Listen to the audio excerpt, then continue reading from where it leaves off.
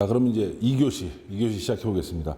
제가 아마 1교시 때 말이 굉장히 빨라진 것 같아요. 그래서 아마 마치 1.8배속으로 강의를 들으시는 느낌이 좀 드셨을 것 같은데 2교시 때는 최대한 좀 천천히 이제 말을 좀 해보도록 하겠습니다. 이제 아까는 2020년 올해 트렌드를 봤고요.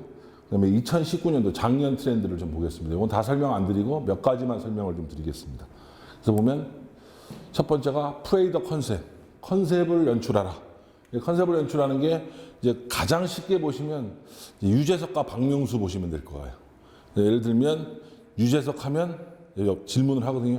유재석 하면 어떤 생각이 드십니까? 라고 하면 뭐 재밌어요. 뭐 이런 분도 계시고 그다음에 뭐 배려의 아이콘이다 이런 얘기를 합니다. 그래서 실제로 보면 유재석 하면 게스트가 나왔다고 하면 한두 명 나온 사람 중에서 말을 잘 못하거나 솔직히 말하는 풀샷을 못 받을 것 같은 사람한테 가서 어떻게 생각하세요? 라고 물어서 풀샷 한번 받게 해주고 그래서 굉장히 배려를 많이 해주는 사람이라고 생각을 해서 이미지 굉장히 좋죠.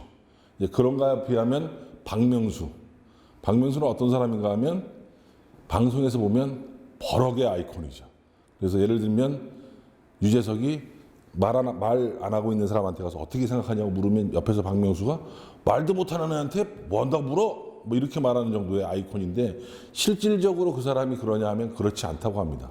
근데 왜 만들었냐 하면 컨셉이죠, 컨셉. 그래야 유재석이 출연하는데 배려하는 사람 하나 있고 또 배려 안 하고 푸대접하는 사람 하나 있어야 그 시청하는 사람들이 봤을 때 재밌잖아요. 그렇듯이 그런 컨셉이 있어야 돼요. 그래서 여러분이 만약에 뭐 직접 소비자들을 대하실 때 나는 어떤 컨셉의 농부일까 이런 생각을 좀 하셔야 되는 거죠. 그렇게 해서 두 번째 인바이트 더 셀 마켓, 세포 마켓이라고 하는데 간단히 말씀드리면 요새 1인 미디어, 유튜브 같은 거 굉장히 많지 않습니까? 그걸로 뭐 수억에서 수천만 원까지 뭐 적게는 몇십만 원 버는 사람도 있지만 그런 사람이 있듯이 한 명 한 명이 시장이 될 수 있는 거예요. 마켓이 될 수 있는 겁니다. 그래서 여러분들이 컨셉을 가지고 어떤 컨셉을 가지고 1인 미디어, 뭐 SNS를 통해서라든지 뭐 영상을 통해서라든지 그래서 셀 마켓으로 활약을 할 수 있는 거죠. 그다음에 그다음 볼게 보면 이제 밀레니얼 가족이라는 게 있어요. 밀레니얼 가족이라는 게 있는데 이건 뭐냐면 간단히 얘기하면 엄마의 변신인데 엄마의 변신, 엄마는 언제나 아침밥을 쥐어주고 그다음에 언제나 희생하고 이런 사람이 실제로 엄마였는데 요즘에 엄마는 멋있는 엄마는 어떤 엄마냐면 용돈 잘 주고 밥 잘 사주는 엄마가 요즘의 엄마 중에 괜찮은 엄마인 겁니다. 그래서 그렇게 밀레니엄 가족으로 바뀌었는데 그러다 보니까 엄마가 밥을 짓기보다는 밥을 사 먹고 그다음에 맛있는 거 사 먹고 그다음에 반찬도 자기가 직접 하기보다는 가공된 것들 사서 식탁에 올려놓고 이런 식으로 변했다는 거죠. 그다음에 요거 보면 이제 뭐 예를 들면 as being myself라고 돼 있는데 그것만이 내 세상이라고 돼 있는데 이게 뭐냐면 실질적으로 자기가 먹거리에 굉장히 좋은 먹거리를 먹겠다고 하면 그걸로 나는 좋은 먹거리 먹는 것으로 굉장히 만족할 수 있는 소비자들이 생겼다는 거죠. 그래서 그 뭐 먹거리에 한해서 말씀을 드렸는데 그래서 보면 뭐 정체성 중요한 미쿠놈이라고 돼 있잖아요. 자기한테 중요한 게 중요한 거다라는 것들로 이제 것들이 2019년도 10대 트렌드가 되겠는데 혹시나 뭐 관심이 있으시면 한번 찾아서 2019년도 거라 제가 한 4가지 정도 말씀드렸고 한번 다 검토를 해보시면 좋을 것 같아요. 실질적으로 소비자들은 어떤 생각을 하는지 관심을 많이 가지셔야 소비자들한테 어필을 할 수 있는 거죠. 뭐 그냥 간단히 말씀드리면 이게 트렌드를 왜 잘 알아야 되냐면 예를 들어서 마음에 드는 여자가 있어요. 마음에 드는 남자가 있어요. 그 사람이 어떤 생각을 하는지 어떤 경향을 갖고 있어야 되는지 알아야 꼬실 수 있잖아요. 그래서 그걸 생각하시면 트렌드가 얼마나 중요한가 아실 수 있을 겁니다. 자, 다음 한번 볼게요. 그러면 이제 농업과 관련된 가공 트렌드를 좀 알아봐야 돼요.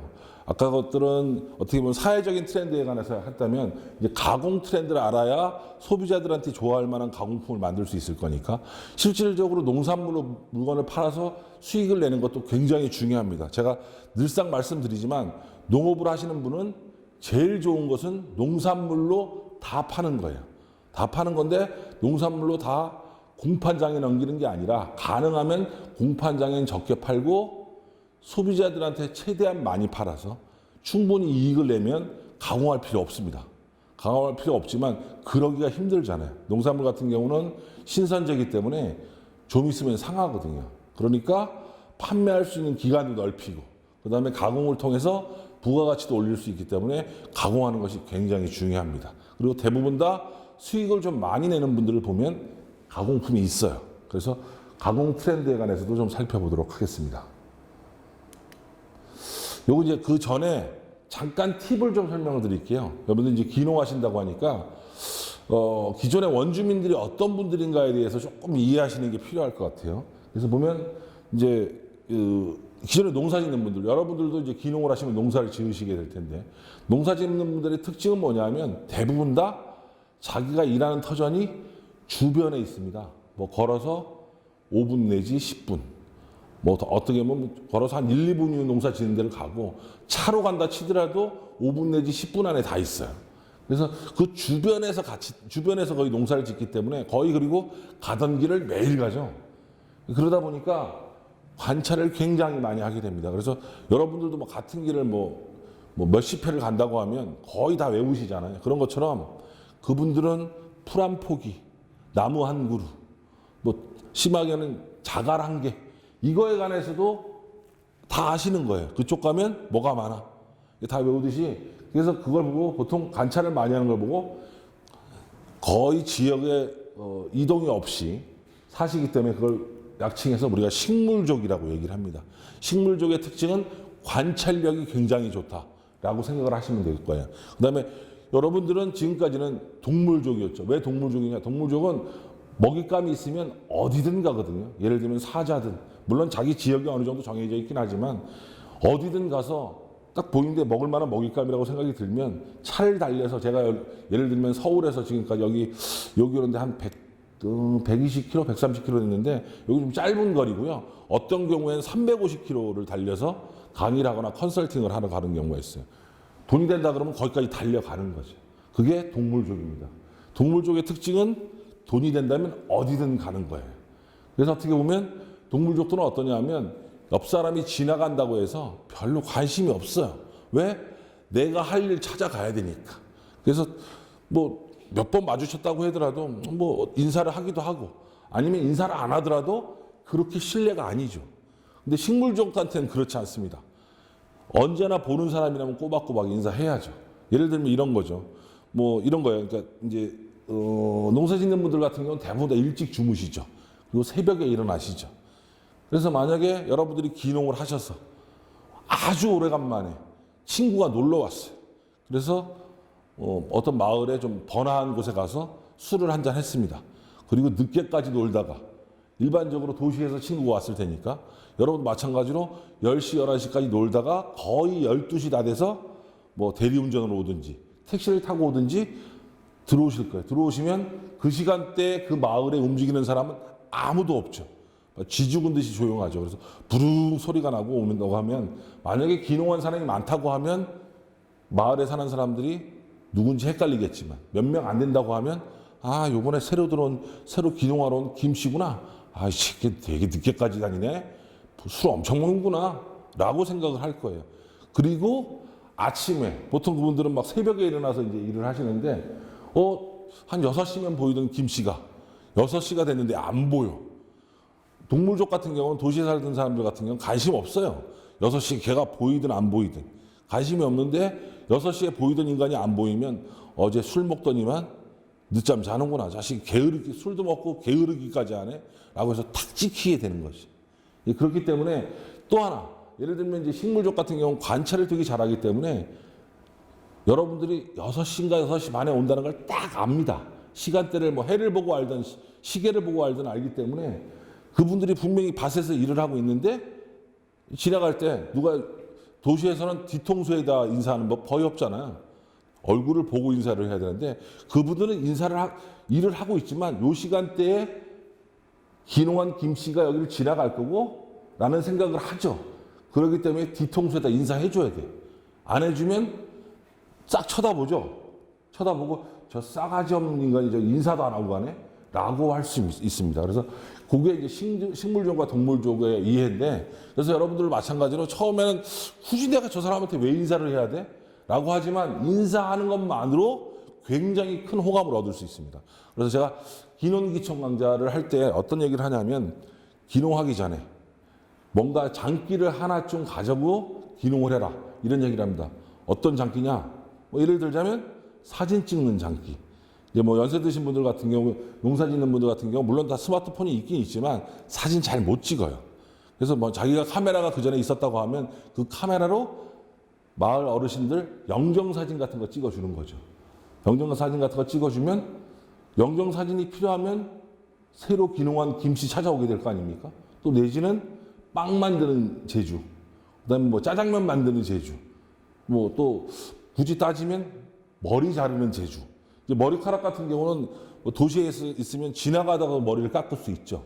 하지만 시골에는 뭔가 읍내에 나가야 거기에 이발소가 있거나 뭐 이렇게 하기 때문에 머리를 뭐 여자분들 머리를 깎아주는 것은 실질적으로 힘들겠지만 이제 남자분들 머리 깎아주는 건 그렇게 어렵지 않기 때문에, 그리고 그분들이 머리를 깎았을 때 기대치가 그리 높지 않습니다. 그냥 머리만 자르면 돼요. 그래서 그걸 머리 자르는 기술을 좀 만들어 가면, 배워서 가면 그분들이 뭐 한 달에 한 번 내지 두 달에 한 번쯤은 기농한 김씨가 필요하잖아요. 돈도 아끼고 읍내를 안 나가도 되고, 또 짜장면 먹으려고 해도 읍내 나가야 되는데 간혹 짜장면 한 그릇씩 만들어 가지고 몇 푼 안 하거든요.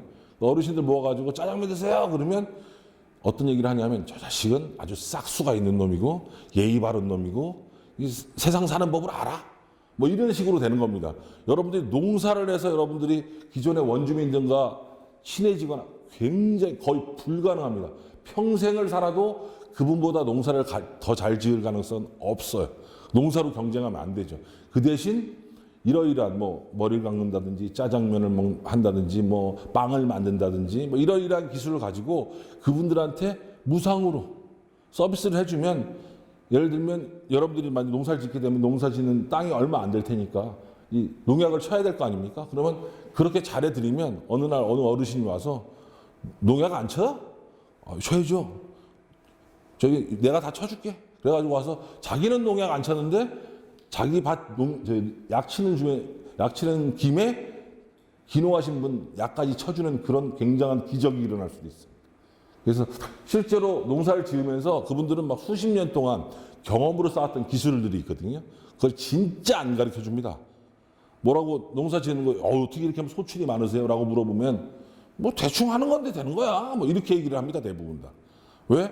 그거 얘기해 주면 자기 기술이 없어지니까 경제사 생기는 거기 때문에 잘 안 가르쳐 주는데, 싸가지가 있는 김씨라는 생각이 들면 그 다음부터는 굉장히 친근해지게 자기 편이 되는 거죠. 여기 보면 여기 나와 있는 게 어떤 거냐면 한번 내용을 보면 한번 읽어볼게요. 자, 이런 거 마을 분들이 대부분 이뻐해 주셨는데 유독 한 분만 우리에게 삐딱한 시선을 보내고 있음을 감지하고 관계를 개선시킬 기회를 엿보았습니다. 몇 달 만에 천금 같은 기회가 왔습니다. 큰 목장을 운영하는 그가 차량에 볏짚을 잔뜩 싣고 가다가 우리 집 앞 도로 모퉁이에서 볏짚 뭉치들을 우르르 쏟아버린 겁니다. 기회는 이때다 싶었습니다. 바로 트럭을 타고 나가 볏짚을 싣고 그분의 집까지 가서 내리고 쌓는 걸 도와드렸습니다. 그 뒤 그분과의 관계는 어떻게 되었을까요? 달라진 눈빛과 태도를 보면 제가 싸가지 있는 놈으로 전환되었음이 분명합니다. 농촌의 관계는 이런 겁니다. 그래서 여러분들이 베풀 수 있는 걸 한 개쯤 준비해서 가면 훨씬 더 이 식물족이라고 하는 기존의 원주민들과 친해질 수 있는 가능성이 높아지게 됩니다. 그래서 한번 말씀을 드렸고요. 팁으로. 그 다음에 이제 본격적으로 아까 봤던 농식품 가공 트렌드에 관해서 설명을 좀 드려볼게요. 자, 물 한 잔 마시고요. 자, 이제 농식품 가공 트렌드는 뭐 다른 것도 많겠지만 한 5가지로 나눠보겠습니다. 첫 번째가 안정성입니다. 안전한가? 뭐 그런 것들이고요. 그 다음에 기능성, 그 다음에 편의성, 그 다음에 작게 포장하는 소포장, 그 다음에 가성비, 가심비, 이렇게 5가지가 되겠고요. 자세하게 설명을 좀 잠깐 드려볼게요. 자, 안정성인데요. 안전성은 뭐냐면 먹으면 크게 문제 없는 거야? 뭐라는 거죠. 농약 많이 친 거 아니야? 실제로 일본 여행을 대부분 다 가보셨을 텐데 일본이 자판기 왕국 아닙니까? 자판기 왕국이지만 없는 자판기가 있어요. 어떤 게 없냐 하면 우리가 500원 집어넣으면 커피 한 잔씩 나오지 않습니까? 그 자판기가 일본에는 없어요. 일본은 왜 없을까요? 물어보면 대부분 다 모르시더라고요, 이거.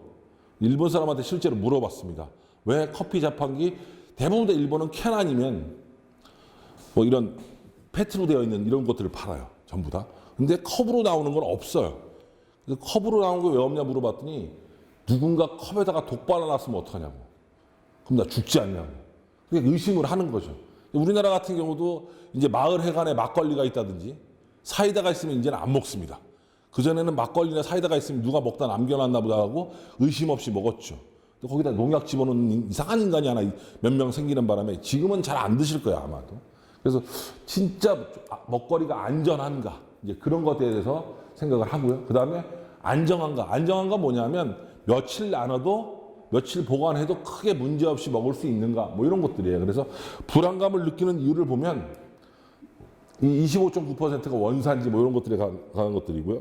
그 다음에 25.4%는 첨가물 집어넣는가 안 넣는가, 그다음에 유전자 변형식품이 있는가, 그 다음에 뭐 잔류농약을 있는가 이런 것들에 관해서 소비자들이 많은 관심을 가지고 있는 거죠. 그래서 첫 번째 안전한가 안정한가. 그래서 안전한 것들을 입증해 주면 되죠. 농사 짓는 거 보여주고 뭐 예를 들면 이런 거죠. 내가 농약 안 친다 라고 얘기를 하면 농약 안 치는 걸 그 반대로 보여줄 수 있는 게 뭐냐면 자기가 농사 짓는데 밭이든 논이든 간에 메뚜기가 심하게 있고 지렁이가 심하게 많이 있는 거 보여주면 저절로 안전하지 나와요. 물론 무농약 인증받으면 되겠지만 무농약 인증을 소비자들이 심하게 믿지는 않습니다. 물론 믿긴 믿어요. 믿긴 믿지만 어떤 생각을 하냐면 안 친다고 하고 다 치는 거냐라고 생각을 할 수 있는데 실질적으로 영상이나 사진으로 그걸 보여주면 더 믿게 되는 거죠. 그래서 뭐 쇼핑몰이나 이런 데서 판매하는 거 보면 이런 경우도 있어요. 이제 손녀나 손자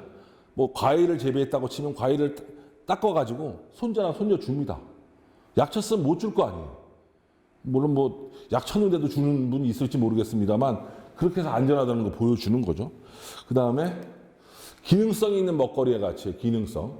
그러니까 이거 먹으면 몸에 좋은 거야? 뭐 이라는 거죠. 특히 이번에 코로나 때문에 이 기능성에 대한 생각들이 굉장히 많아질 거라는 생각이 드는데 이제 예로 들고 있는 게 토마토, 참외, 블루베리 이렇게 세 가지를 놓고 뭐가 제일 맛있습니까? 라고 물어보면 참외나 블루베리를 얘기합니다. 간혹은 어이없게 토마토가 맛있다고 하시는 분이 간혹 있어요. 한 100명 중에 한 명쯤 있는데 실제로 보면 그러면 맛있는 게 잘 팔릴 것 같은데 참외는 2010년도에 2만 얼마였는데 거의 3만 가까이 됐는데 거의 변화가 없어요.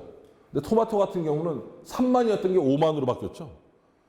맛없어도 토마토 진짜 몸에 좋다고 하잖아요. 뭐 전립선에도 좋고 뭐 피부에도 좋고 막 이러니까 맛이 없지만 토마토는 사실 과일이 아닙니다. 야채거든요. 이 채소거든요. 채소인데도 불구하고 그 정도로 맛이 없는데도 3자였던 게 5자로 바뀐 거죠. 이 정도로 관심이 있는 거고 블루베리 같은 경우는 1자도 아니었는데 0.4였는데 1로 바뀐 거죠. 그래서 소비자들이 어떤 생각을 하냐면 한 개를 먹더라도 몸에 좋은 걸 먹어야겠다라는 생각을 하는 거죠. 그래서 그걸 생각하면서 여러분들이 가공을 하거나 농산물을 재배하는 게 중요하다. 그런 거 말씀드리고 싶고요. 그 다음에 세 번째, 편의성. 얼마나 편리한가. 이런 겁니다. 그래서 어떻게 보면 가장 큰 예가 배추일 것 같아요. 배추. 그래서 이제 배추를 보면 이제 이 신선 배추, 그냥 일반적으로 볼 때 쌈을 싸먹고 하는 신선 배추가 있고 절임 배추가 있고 배추김치가 있죠. 기존에는 대부분 다 배추는 신선한 배추를 샀죠. 그래서 집에 갖고 와서 본인이 절이거나 이웃들과 같이 절였죠. 그래서 김장을 하기도 하고 자기가 김치를 담가 먹기도 하고. 근데 지금은 이런 배추, 신선한 배추 사가지고 절이는 경우가 거의 없어요. 거의 없고 절임 배추를 사서 하는 경우가 거의 대부분이죠. 절임 배추도 귀찮아서 아예 김치 만들어지는 걸 사는 경우도 상당히 많이 있습니다. 그래서 아예 절임 배추와 신선 배추는 시장이 역전이 됐습니다. 시장이 역전됐고, 그래서 보시면 김장용 배추 형태별 선호도인데요. 2015년도에는 신선 배추가 51%, 그 다음에 2016년도에는 신선 배추가 48%, 51.4%, 2017년도 자료까지 있는데 지금 점점 절임 배추 수요가 늘어나는 걸 볼 수 있습니다. 왜 그러냐? 왜 절임 배추 사는 걸 더 좋아하느냐? 일단 첫 번째, 편하잖아요. 그 다음에 생활의 형태가 변했어요. 예를 들면 10여 년 전에는 그 마을의 김장은, 동네의 김장은 마을의 잔치였어요. 동네의 잔치였어요. 그래서 뭐 철이 엄마도 모이고 또리 엄마도 모이고 뭐 순이 엄마도 모여가지고 같이 김장을 하고 돼지고기 삶아서 같이 먹고 막 이런 일들을 했어요. 근데 지금은 앞에 누가 사는지도 몰라. 또리 엄마가 사는지 순이 엄마가 사는지도 모르고 뭐 그런 그때 뭐 그러니까 무슨 그 에피소드 같은 게 있는데 어떤 여자가 엘리베이터를 탔는데 쭉 가고 있는데 뒤에서 어떤 남자가 계속 쫓아옵니다. 근데 엘리베이터도 같이 타는 거예요. 그래서 막 놀래가지고 막 소리 지르려고 그랬는데 알고 봤더니 자기 앞집 사람이에요. 같은 층에서 내려가지고 깜짝 놀랐는데 뭐 그런 에피소드가 있을 정도로 이제는 축제와 같은 김장은 없어요. 그래서 김장을 한다고 하면 혼자 하거나 아니면 뭐 시어머니랑 같이 하거나 친정어머니랑 같이 해서 두세 명 정도가 김장하는 형태가 됐기 때문에 또 배추를 절일 수 있는 용기들도 잘 없습니다. 그러다 보니까 절인 배추를 훨씬 더 선호하게 된 거죠. 그래서 이게 지금은 이제 설명드린 게 편의성이 개선된 농산물에 배추만 말씀을 드렸는데 제일 이거 말고도 큰 게 나물 같은 거예요. 나물 같은 경우는 나물 좋다는 건 대부분 다 알고 계시는데 나물을 잘 안 해 먹습니다. 왜 안 해 먹냐 물어보면 귀찮아서 다듬어야 되고 데쳐야 되고 양념해야 되고 막 이렇게 귀찮기 때문에 그래서 잘 안 해 먹는 거죠. 그래서 그런데 나물 무쳐놓은 걸 누가 해주면 땡큐죠. 예를 들면 제 와이프 같은 경우도 이제 뭐 시댁에 가고 싶은 며느리는 거의 없잖아요. 시댁을 갔다 오거나 이러면 아주 행복해합니다. 왜 반찬을 바리바리 싸주시거든요. 그러면 본인이 해먹으면 너무 귀찮은데 편해졌으니까. 그래서 편의성이 개선된 농산물이 꼭 필요하다. 뭐 완전히 가공하지 않더라도 반가공된 농산물, 먹기에 편한 제약, 고령 친환경식품 이런 것들로 만들어주면 소비자들이 굉장히 좋아한다. 그런 얘기를 좀 드리고 싶고 그 다음에 네 번째는 작은 포장이에요. 예를 들면 저번에 제가 가락동 농수산물 시장에 MD를 만나가지고 몇 년 전인데요. 만나서 그 MD한테 농민들한테 해주고 싶은 얘기 좀 해주라. 한두 가지만 좀 얘기해주라. 그랬더니 다들 좀 작게 포장 좀 해라. 이런 얘기를 합니다. 예를 들면 요즘은 이제 포장이 좀 작아졌는데 기존에 보면 뭐 감자, 고구마 이런 거는 심하게는 20kg까지 포장을 했어요. 20kg. 그러다가 10kg 포장이 되고 요즘은 이제 5kg 포장, 1kg 포장까지 하죠. 근데 소비자들이 요즘은 잘 살아야 요즘 아이도 하나밖에 안 낳기 때문에 3인 가족도 되게 많고요. 뭐 일반적으로 예전에는 4인 가족이 스탠다드였다면 지금은 4인 가족까지 안 됩니다. 1인 가구도 되게 많기 때문에 포장이 많은 걸 좀 예를 들면 뭐 10kg짜리를 하나 샀다. 그러면 절반 이상이 싹이 납니다. 그래서 소포장이 정말 중요하다. 소포장을 하면 포장해갖고 뭐 얼마나 많이 팔아야 다 팔아요? 라고 말씀을 하실 수 있겠지만 공판장에서 넘기는 건 공판장에서도 대포장으로 사서 자기들이 인부 사가지고 그걸 작게 포장을 다시 합니다. 소비자들한테 갈 때. 그래서 그만큼 소포장이 중요하다. 보시면 뭐 나와 있죠. 뭐 얼마나 자주 소포장 식품이나 간편 편의식품을 구입하십니까? 라고 나왔을 때 일주에 1, 2회라고 하는 게 거의 절반입니다. 편의점이 싸지도 않은데 이거 편의점에서 주로 사게 되는데 편의점 제품들은 대부분 다 엄청 비싸거든요. 그럼에도 불구하고 작게 팔기 때문에 많이 사는 거죠. 소포장 명심하시고요. 그 다음에 이런 것들, 뭐 채소 같은 경우도 한 끼 채소 1,000원부터 1,500원. 너무 싸게 파는 거 아니냐 할 텐데 조금 팔면 조금 주면 되니까요. 이렇게 하면 서스럼 없이 죽게 되겠죠. 저희 집에 같은 경우도 예를 들어 대파 한 단 샀다. 그러면 한 3분의 1은 썩어서 버립니다. 대파 썩으면 냄새 엄청납니다. 그래서 냉장고를 전체를 오염을 시켜요. 그래서 썩기 전에 버립니다. 썩기 전에. 그래서 그 대파 같은 경우는 와이프가 사는 걸 불편해해요. 정말 조그만 포장이 있었으면 좋겠다라는 생각을 하는데 이런 것들 같은 경우는 이미 닦아놓기도 했고 잘라놨잖아요. 이렇게 하면 잘 사겠죠. 비닐 포장까지 돼 있으니까. 그 다음에 5번째가 가성비보다 가심비입니다. 가성비란 건 다 아시겠지만 가격 대비 성능이잖아요. 가격 대비 성능인데 이제 가심비는 가격 대비 심리적 만족이에요. 왜냐면 가심비란 얘기는 가격이 좀 비싸도 자기가 만족하면 산다는 얘기죠. 그래서 뭐 나심비 같은 게 있죠. 나심비의 대표적인 게 아이폰입니다. 아이폰 무지하게 비싸잖아요. 그래도 삽니다. 내가 만족하니까. 특히 여자들 아이폰 굉장히 좋아합니다. 저 딸아이가 이제 대학교 2학년이 됐고 대학교를 좋은 데를 합격을 했는데 이제 고려대학교를 합격을 했는데 심하게 말하면 고려대학교 합격한 합격 증서보다 합격을 기념해서 제가 아이폰을 사줬습니다. 아이폰 사줬을 때 더 밝게 웃었어요. 대학교 합격한 것보다 더 밝게 웃는 게 아이폰 사줬을 때 밝게 웃었거든요. 뭐 그런 것들이에요. 그래서 좀 비싸더라도 내가 만족하면 산다는 거죠. 먹거리에도 이거는 적용이 될 수 있는 겁니다. 그래서 이제 지금까지 농식품 가공과 관련된 트렌드를 봤고요. 이것도 한 5가지는 꼭 명심을 하시고 가공을 하시거나 농산물을 판매하실 때 사용을 하시면 되게 좋은 뭐 가격을 받고 그다음에 소비자들한테 좋은 인식을 주실 거라고 생각이 돼요. 이번에 할 건 뭐냐면 그 가공 트렌드에 대해서 말씀드렸고 그러면 농업을 할 때 그러면 실제로 농사를 지을 때 많이 남는 걸 농사를 지어야죠. 농사 짓기 쉬운 걸 농사를 지으면 마진이 얼마 안 됩니다. 실제로 쌀 농사를 많은 분이 지으시는데요. 그 짓는 이유가 뭐냐면 너무 오랫동안 해왔기 때문에 특별히 어떤 기술을 익히지 않아도 농사 짓는 건 크게 문제가 없어요. 심하게 얘기하면 다이어리에다 체크해 놓지 않아도 벼만 보면 언제 약을 쳐야 되는지 언제 피를 뽑아야 되는지가 딱 나오는 거죠.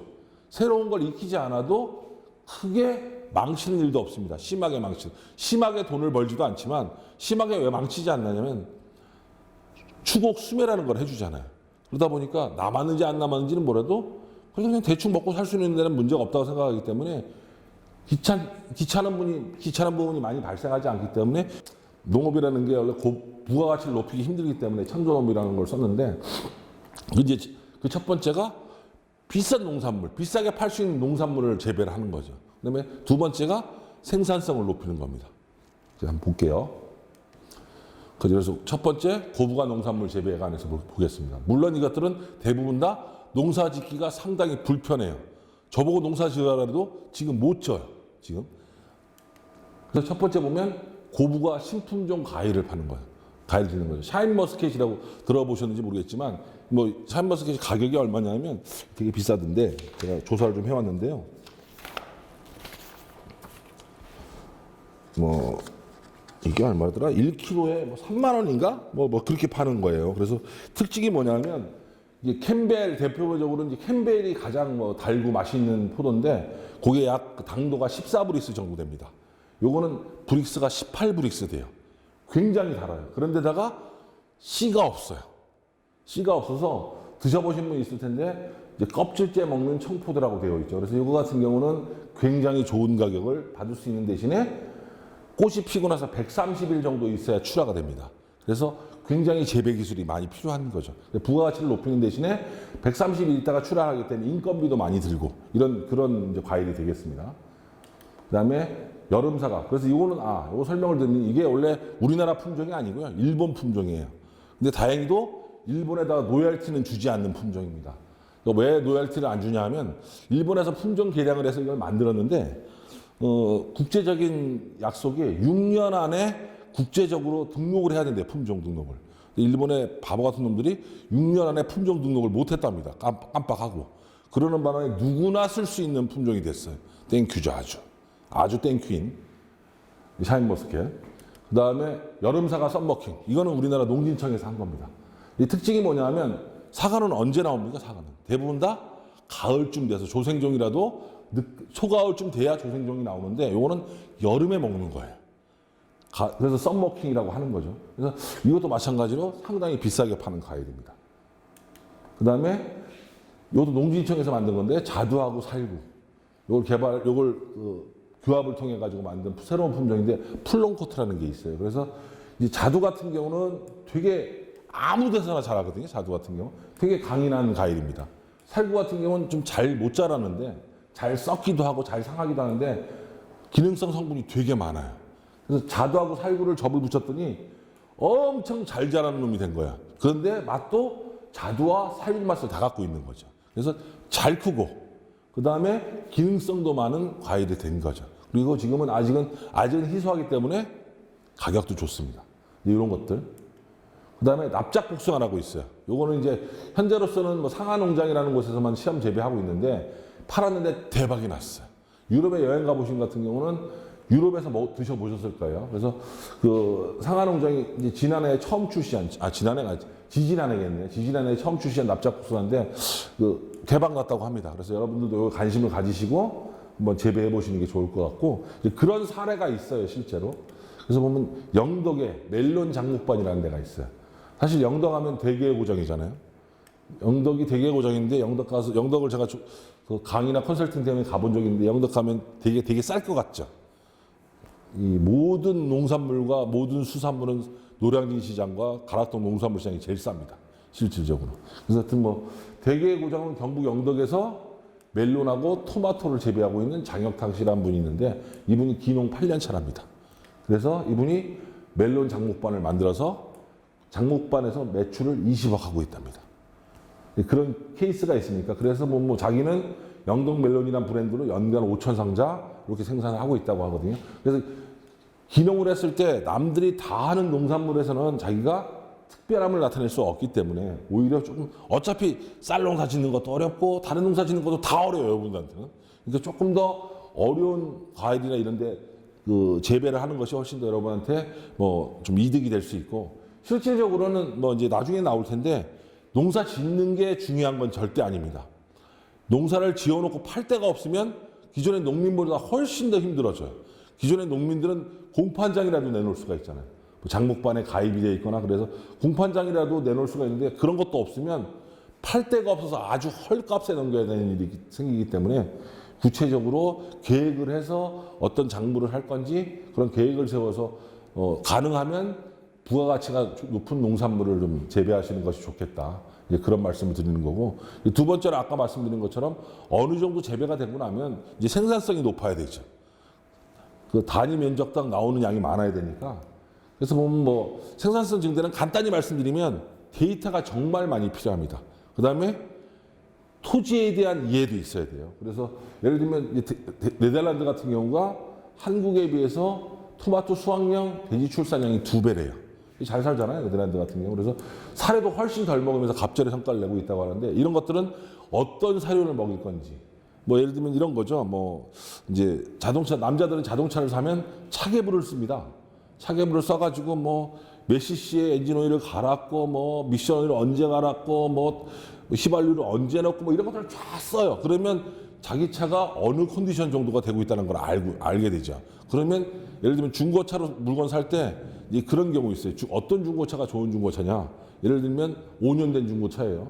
그래서 보니까 그 주행거리가 4만 킬로예요. 그리고 여자 혼자 탔다고 하는 차를 사는 게 좋을까요? 주행거리가 10만 킬로고 남자가 혼자 탔던 자동차를 사는 게 좋을까요? 가격은 남자가 탔던 차가 가격은 뭐 한참 더 싸요. 대부분 다 여자가 탔기 때문에 차는 깨끗하죠. 근데 사실은 대부분 다 여자가 5년간 탔던 차들을 선호합니다.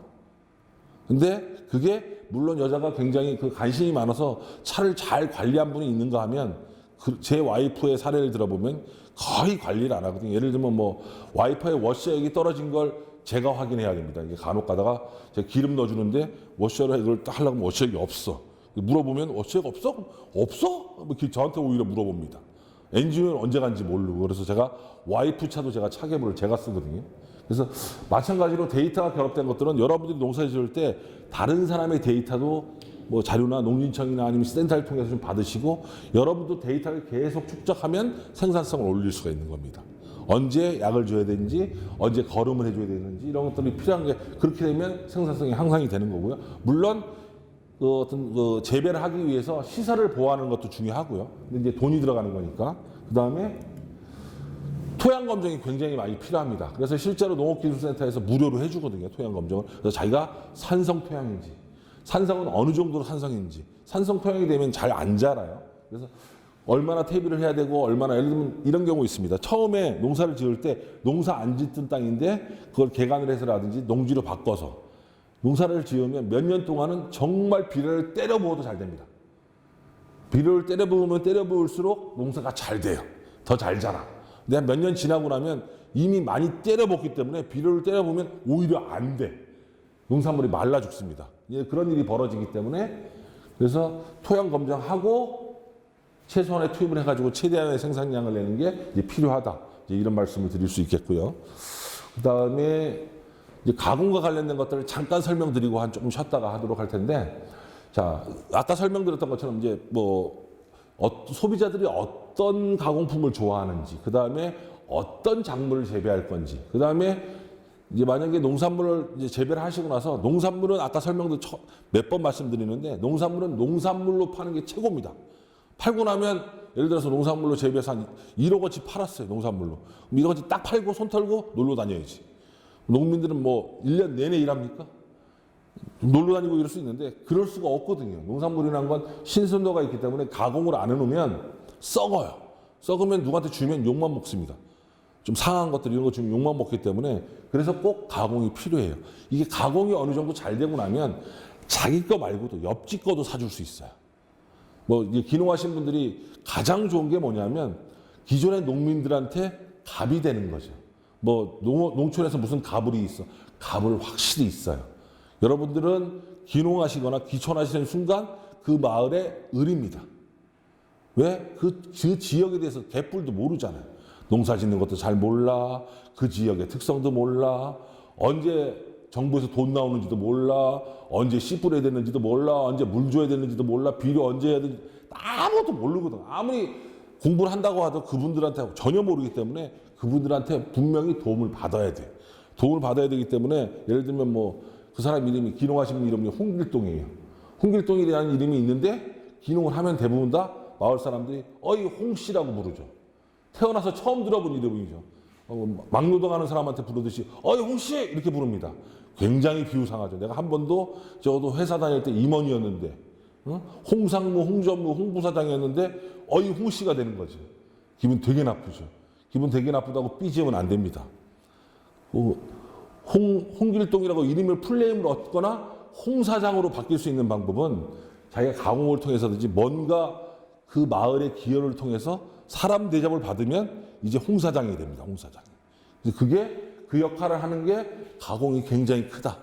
가공을 하면 소비자들이 뭘 좋아하는지를 알게 되고, 그걸 통해서 여러분들이 판매할 수 있는 가능성이 높아지면, 여러분들이 가공할 게 예를 들어서 한 500kg쯤 돼요. 근데 판매량이 2톤이나 돼. 그러면 1톤 500을 어디선가 사와야 되잖아요. 주변에 있는 마을 어르신 걸 사오는 거야.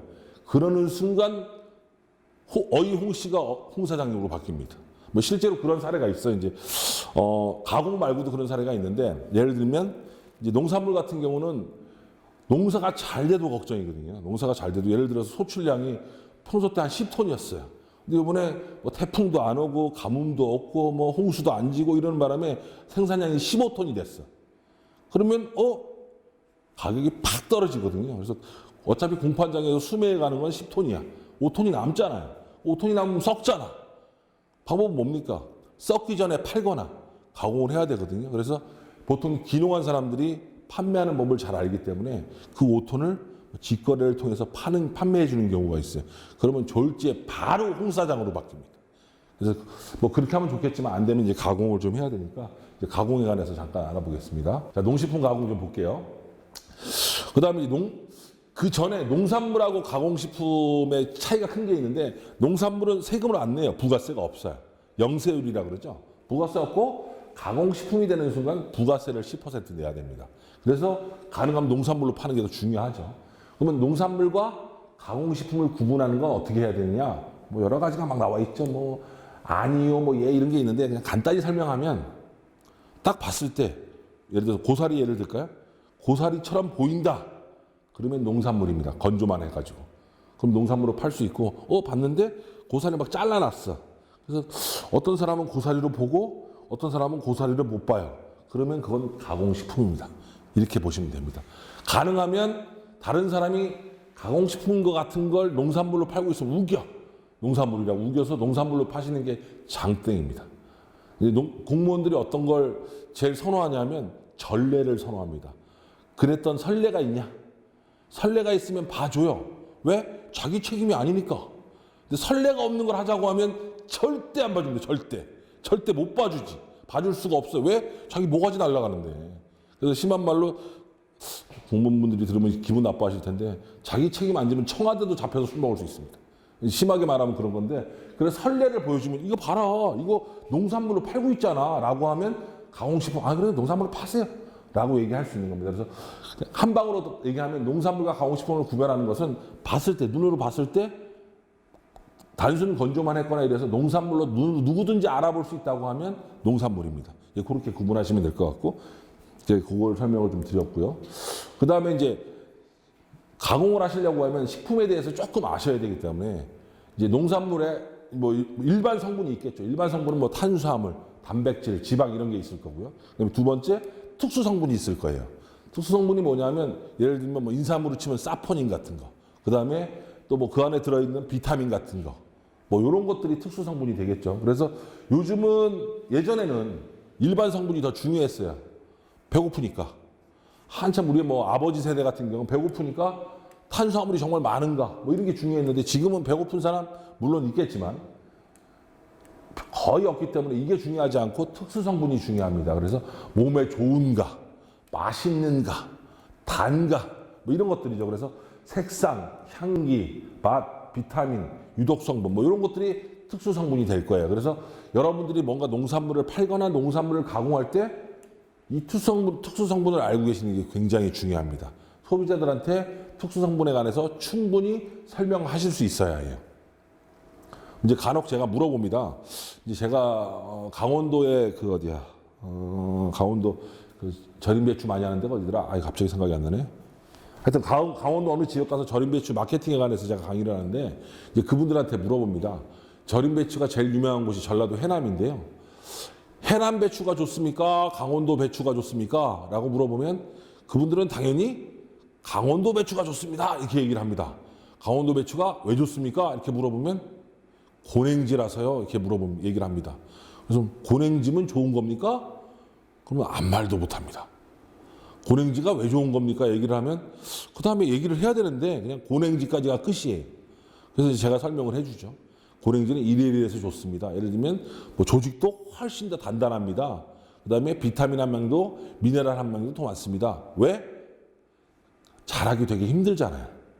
온도가 되게 좋은 데서는 사람 같은 경우도 정말 좋은 환경에서 자란 사람들은 웬만히 실패하면 절대 못 일어납니다. 하지만 좀 망가지기도 하고 이랬던 사람들은 까짓 거 몇 대 맞아도 개의치 않고 일어나거든요. 그래서 하여튼 그래서 뭔가 몸에 좋은 거라고 하면 이 특수 성분을 많이 알고 설명을 충분히 해줄 수 있어야 됩니다. 그다음에 그래서 이제 가공 기술에 관해서 설명을 드릴 텐데 여러분들이 볼 때 좀 어렵다 싶을 수 있는데 그다지 어려운 건 아닙니다. 첫 번째가 제일 기초적인 선별입니다. 그러니까 먹을 거하고 먹지 못할 걸 나누는 거죠. 이런 이제 예를 들면 전자제품 예를 잠깐 들어볼게요. 중국산 전자제품과 한국산 전자제품 보면 어떤 차이가 있냐면 중국산 전자제품이든지 의류든지 전자제품 다 의류가 좋겠네요. 의류. 예를 들어서 요즘은 옷 같은 경우 대부분 다 메이드 인 코리아가 거의 없어요.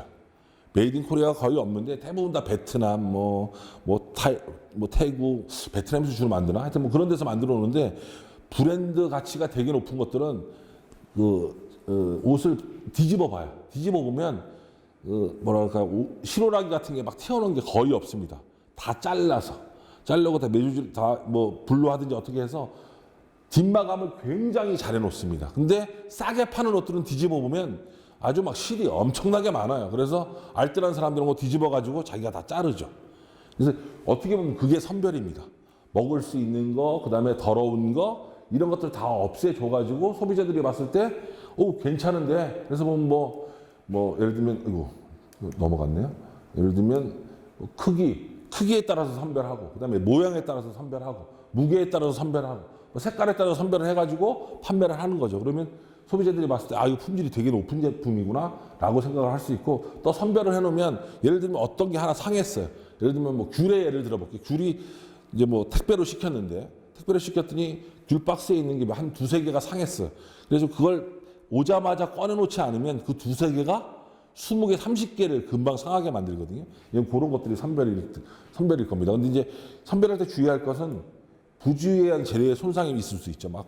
간혹가다 선별하는 게 너무 많으면 제대로 잘 놔둬야 되는데 그럴 수 있기, 부닥치거나 이럴 수 있기 때문에 그래서 이렇게 하면 소비자들이 훨씬 더 좋은 제품이라고 인식을 하게 되니까 그것도 선별도 가공의 일종입니다.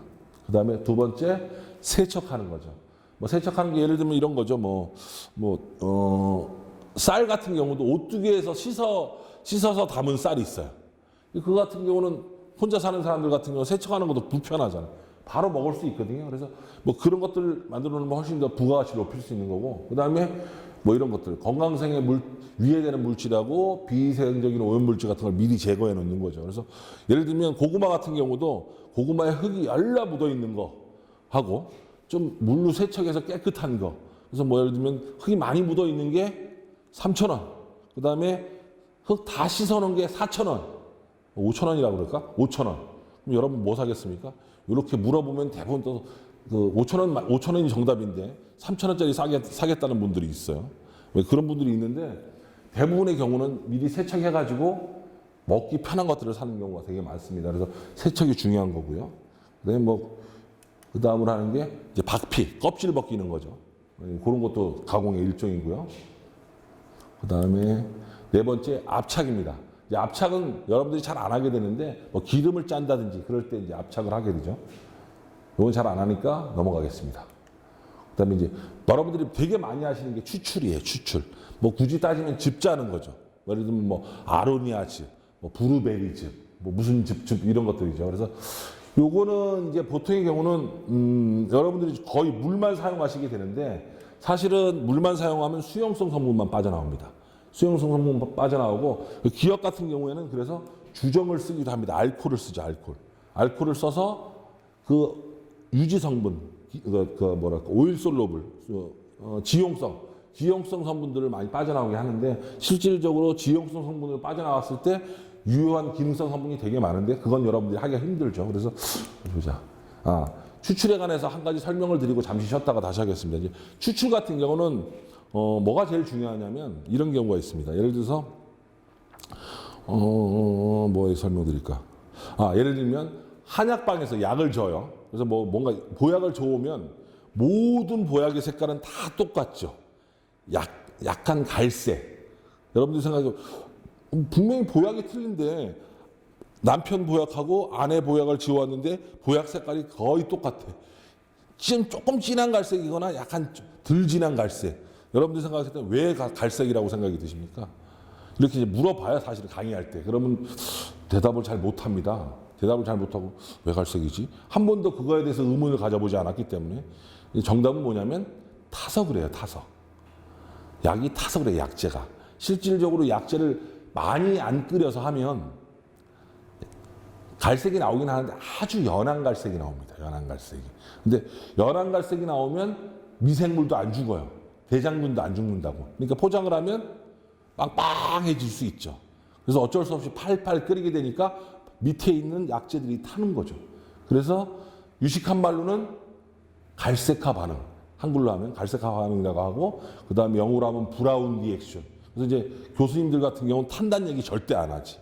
뭐 갈색화 반응, 브라운 리액션으로 인해서 뭐 이렇게 얘기하면 되게 있어 보이니까. 근데 실질적으로 보면 핵심은 타는 겁니다. 타는 거. 근데 이제 여러분들 그럼 나는 태우지 말아야지. 그럴 수 있어요. 물론 그럴 수 있는데 태우지 않으려면 온도를 100도씨 이상 올리면 안 돼요. 100도씨 이상 안 올리면 다 빵빵해집니다. 이제 간혹 여러분들이 무슨 즙 같은 거, 사과즙 같은 거라든지 배즙 이런 걸 샀는데 먹다 보니까 며칠 지났더니 막 빵빵해진 게 있잖아요. 왜 빵빵해졌나를 생각해 보면 그 안에 대부분의 경우는 그 안에 대장균이 들어있어서 그래요. 한 마리만 들어있으면 며칠 지나면 걔가 막 수백 마리가 되거든요. 그래서 빵빵해지는 건데 그러면 어쩔 수 없이 끓여야 되거든요. 근데 이제 어떤 걸 설명을 드리려고 하냐면 맛이 일정해야 된다는 거죠.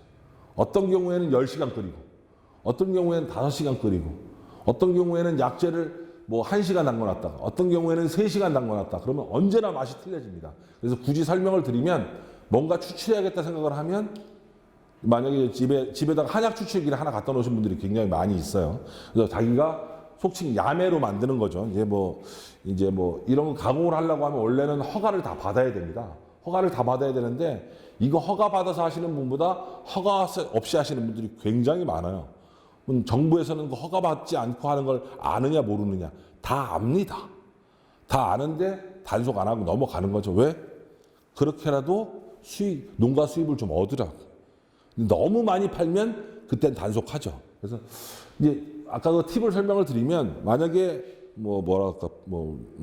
약재를 좀 집어넣고 즙을 짠다, 추출을 한다고 하면 가능하다면 그 다음 날 할 걸 그 전날 한약 추출기에다가 놓고 밤새도록 물에 담궈 놓으세요. 담궈 놓으신 다음에 아침에 일어나셔서 그게 몇 시든 간에 일어나셔서 일정한 시간을 정해놓고 고르고 나서 뭐 3시간이면 3시간, 뭐 5시간이면 5시간, 뭐 아니면 2시간이면 2시간 이렇게 딱 정해서 추출을 하시면 거의 언제나 일정한 맛이 나옵니다. 물론 뭐 그 안에 들어가는 약재라든지 뭐 과일이라든지 이런 건 언제나 양은 일정해야 되겠지만 그렇게 해놓으시면 추출물이 늘상 저 집에서 샀을 때는 뭐 또리네 집이라고 하면 또리네 집 사과즙 그러면 그 사과즙은 언제나 맛이 똑같아.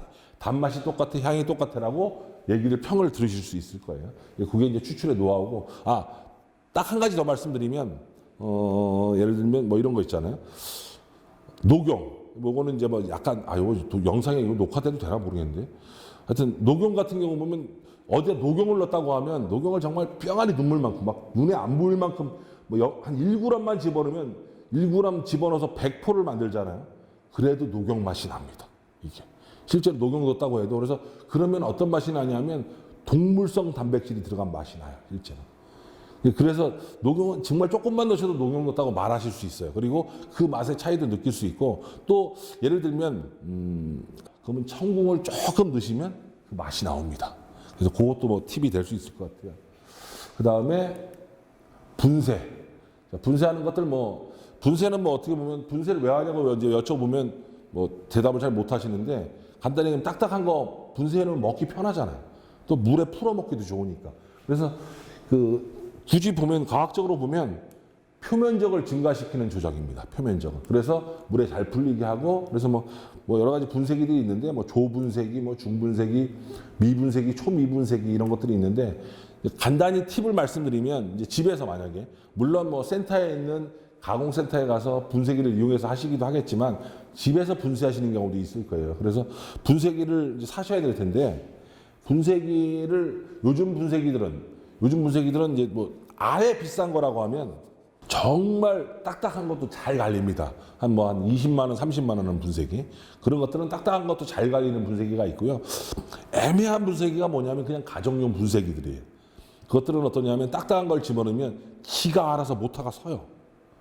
왜냐하면 거기 회로가 있어서 모터가 탈 것 같으면 전원을 차단합니다. 나는 갈아야 되잖아요. 그러면 내가 30만 원, 20만 원, 30만 원 주고 사거나 아니면 포기해야 되죠. 포기하지 않는 방법이 있습니다. 분쇄기 중에서 제일 싸구려 분쇄기를 사세요. 한일 분쇄기 한 15,000원짜리. 그러면 걔는 모터가 타더라도 돌아가요. 모터가 타더라도 돌아가기 때문에 정말 분쇄가 잘 됩니다. 그렇게 해서 분쇄하시는 팁을 하나 드리면 될 것 같아요. 그래서 적당하게 집에서 쓰는 분쇄기는 거의 분쇄 안 된다. 믹서라고 하는 거는 거의 분쇄 안 된다. 이 설명을 드리고 그걸로 이제 집에서 그 분쇄기를 통해서 실험을 한번 해보시고 뭐 센터라든지 그런 데 가서 분쇄해가지고 상품화 시키시면 되죠. 그다음에 농축이라는 게 있는데 농축도 어떻게 보면 추출한 걸 갖다 팔팔 끓이는 거죠. 그래서 홍삼정 같은 거예요. 홍삼정 같은 거. 그래서 홍삼정은 다 보면 엄청나게 진한 갈색입니다. 그게 타서 그래요. 타서. 진한 갈색인데 안 태우겠다라고 하면 저온에서 진공 농축하면 되죠. 그래서 압력을 쫙 빼놓으면 예를 들면 산 같은 여러분들 등산을 가셨다고 하면 밥이 설익잖아요. 그래서 위에다 돌을 얹으라고 하죠. 그게 왜 그러냐면 물이 100도에서 끓는 게 아니라 90도에서도 끓고 95도에서도 끓기 때문에 설익는 겁니다. 그래서 만약에 압력을 쫙 심하게 빼면 물이 끓는 것이 아니라 끓지 않고 기화되죠. 그게 뭐냐면 동결건조기 같은 거예요. 영하에서 건조가 되는 거죠. 그러면 타지도 않고 할 수 있는데 이거는 분명히 여러분들이 직접 하실 수는 없죠. 그래서 어떤 시설을 이용해야 되는 건데 뭐 저온 진공 농축을 하면 농축 효율도 증도되고 뭐 산소의 접촉도 막아 산패도 억제하고 열병성을 억제시킬 수 있는 장점이 있는데 기본적으로 압력을 쫙 빼려면 얼마나 돈이 많이 들겠어요. 기계값이 되게 비쌉니다. 그래서 뭐 여러분 농축한다고 하면 간단히 말씀드리면 농축한다고 하면 여러분들이 만약에 직접 하신다고 하면 가능하면 태우지 않는다. 태운다면 일정하게 태운다. 이렇게 생각하시면 될 것 같아요. 이제 소비자들이 보면 깜짝 놀랄 텐데 일정하게 태운다는 얘기 들으면 하여튼 뭐 실무에서는 그렇게 하시면 되고요. 그 다음에 8번째가 건조입니다. 건조가 있는데 건조는 간단히 말씀드리면 자연에서 건조할 건가 인공에서 건조할 건가 이런 것들이 있어요. 그래서 굳이 말씀드리면 자연에서 건조하는 것들은 이제 채소 같은 것은 자연에 건조해도 빛에 비교적 강한 편이에요. 근데 그 과일류 같은 거, 예를 들면 과일을 슬라이스를 쳐서 건조한다 그러면 그것들은 그 빛 때문에 여러 가지 영양소들이 파괴될 수가 있습니다. 그런 것들은 건조기, 조그마한 건조기 하나 사가지고 건조를 하시면 돼요. 이제 집에 예를 들면 고춧가루 건조기를 갖고 있는 사람들이 고추 건조기 갖고 있는 분들이 되게 많습니다. 여러분들이 이제 귀농하시면 아직은 아니지만 고추를 기본적으로 재배를 좀 하시면 고추 건조기를 하시는데 거기에다는 건조하시면 안 됩니다. 거기에 건조하면 고추 냄새가 다 배요, 다. 그래서 뭐 씻어서 하면 되겠지. 씻어도 배. 모터 속에 냄새가 배어있기 때문에 절대 안 되고 조그마한 건조기 하나 사가지고 예를 들면 인터넷에서 제일 싸게 팔고 있는 건조기 하나 사서 건조하시면 될 것 같아요. 그리고 집에서는 테스트 해보시고 농가에서는 테스트 해보시고 정말 상업적으로 하겠다고 하면 가공센터, 저희 기술센터에 있는 가공센터에서 거기서 하시면 될 것 같고요. 그다음에 이제 뭐 절임이 있습니다. 절임이 뭐 이제 3가지 정도 되는데요. 이제 당절임. 그래서 뭐 당절임, 잼 같은 거 만드는 당절임이 있고요. 그다음에 식초를 이용한 초절임이 있고요. 그다음에 또 뭐 있냐? 소금을 이용한 염절임이 있습니다. 요 이제 절임의 특징은 뭐냐면 오랫동안 보관할 수 있기 때문에 그래서 절임을 많이 하는 거고, 이렇게 절여 놓으면 예를 들면 이제 이유는 이제 그 소금 같은 경우에는 절임을 하면 삼투압 때문에 잘 보관이 되는 거고요. 그 다음에 당류 같은 경우는 예를 들면 잼 같은 경우는 오래 보관해놔도 곰팡이가 잘 안 쓸거든요. 근데 사람이 한 숟가락 퍼먹고 나면, 한 숟가락은 아니고 2숟가락 퍼먹어야 돼요. 한 숟가락 퍼먹고 2숟가락째 퍼먹고 나면 그 다음부터 잼이 부패가 됩니다. 그게 왜 그러냐면 보통 잼이 맛있으니까 한 숟가락 먹고 혀로 쫙 핥잖아요. 그러면 거기에 당 분해하는 요소가 있어가지고 그 다음부터 전체가 물이 되면서 이제 그 변질이 되게 되는데, 그래서 설명을 드리면 소금 같은 경우는 소금 같은 경우는 삼투압으로 인해서 보존이 되는 것이고요. 당류 같은 경우는 당절임, 잼 같은 경우는 수분 활성도 때문에 되는 거고, 그다음에 식초 같은 경우는 초를 집어넣기 때문에 pH가 3에 가까워져서 미생물들이 잘 못 살게 됩니다. 그래서 절임을 할 수 있게 되는 겁니다. 그다음에 어떻게 보면 지금까지 설명했던 것보다 가장 중요한 게 발효입니다. 발효가 왜 중요하냐? 예를 들면 여러분들이 만약에 막걸리를 만든다고 하죠. 여러분이 막걸리를 만든다고 하면 처음 만들었을 때하고 두 번째 만들었을 때하고 세 번째 만들었을 때 맛이 다 틀려요. 본인이 만들었는데도 다 틀립니다. 그러니까 본인이 만들었는데도 다 틀리니까 옆집에서 그대로 따라할 수가 없어요. 발효를 하면. 그래서 보통의 경우 가공을 해놓으면 잘 팔린다 싶으면 옆에서 다 따라해서 가격들이 엄청나게 떨어지게 되는데, 발효를 해놓으면 발효는 그 자체의 풍미라든지 맛이라든지 그게 다 틀리기 때문에 본인만 표준화를 시킬 수 있다고 하면 좋은 가격에 팔 수가 있습니다. 그래서 어떻게 보면 뭐 된장이라든지 고추장이라든지 그런 것들도 아까 1교시 때 제가 뭐 무수리 된장에 관해서 설명을 좀 드렸었는데, 이 발효를 통해서 자기가 어느 정도 체계만 잡고 향이라든지 또 뭐 맛이라든지 그 부분만 일정하게 낼 수 있다고 하면 고정 고객으로 확보할 수 있는 아주 중요한 기술이 되겠습니다. 그 다음에 뭐 간단한 걸로 이제 혼합 같은 경우도 있을 거고요. 이제 혼합은 뭐 예를 들면 맛없는 거 좀 맛있게 만들어주고요. 맛없는 성분하고 맛있는 성분을 같이 섞어주면 맛있어지니까 이제 혼합 같은 것도 있을 거고요. 그 다음에 이 과립이 있는데, 제가 과립은 요거 끝나고 나서 한 10분 정도 쉬었다가 여러분들 가서 좀 쉬시고 오십시오. 저도 10분 정도 쉬었다가 아까 분말 얘기한 거에서 이어서 과립에 관해서 설명을 좀 드리고, 그리고 이제 일단 2교시는 지금 2교시까지 마친 것 같은데 2교시 마치고 잠깐 쉬었다가 가립하고 나머지 것들을 더 강의를 드리도록 하겠습니다.